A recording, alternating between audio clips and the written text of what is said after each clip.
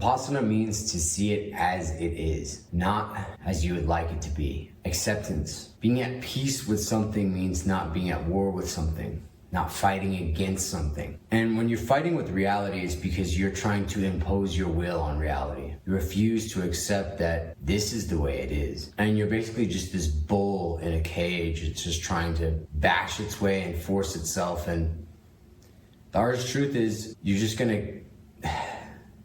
keep getting the same result, the same undesired result over and over again. And I know it's undesired because if you were getting the desired result, you wouldn't be frustrated, right? So anything that you're frustrated about or anything that you're angry about, it's because you don't want it. It's because you want it to be different. It's because you don't accept it. In a lot of ways, it's like you expect the world to come grinding to a halt for your desires because you're special. And that's not how reality is. And now you can keep fighting with reality or you can submit to it. It's very important to be a dominant spirit, right? Especially as a male, as a masculine being. The desire to dominate, right? Not just barely be good enough, but to actually just dominate. Just go move to an area and just take over, not barely get by.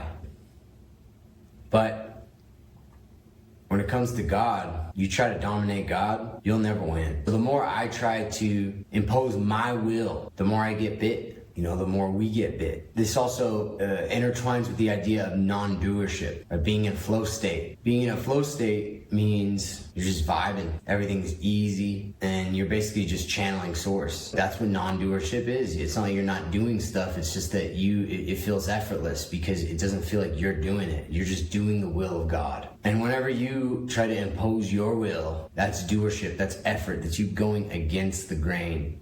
And the longer you do that, the more you're gonna hurt because it's just gonna you're just digging yourself a hole. And the sooner you realize that you fucked up, the better. And that's hard because you dig yourself a hole and you just think, if you just keep digging a little bit more, the diamond will be there. But it's not. God's answers are very clear. God is very gentle when he speaks to you. And he's just basically like, all right, man, you're gonna do it.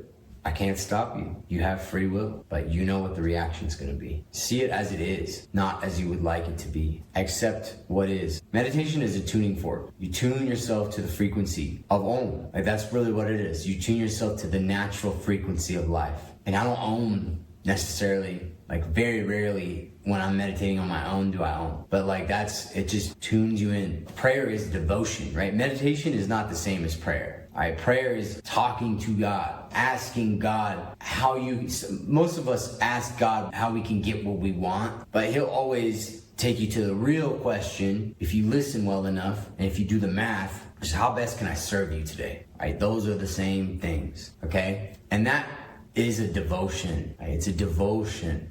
I give to God. I devote myself to God. And a devotion it's kind of like an act of submission. God, you're above me. And I acknowledge that, right? Whenever you try to impose your own doership, you are trying to say, I can fight you, God. God will always forgive you, not to take that for granted, but he understands, But what I realize is when you meditate, when you sit and you meditate, that's also like a devotion. The cool thing about meditation though is it's very neutral. It's not about how can I get? That's about it. I think y'all get the gist. All right, meditate every day. Peace and love.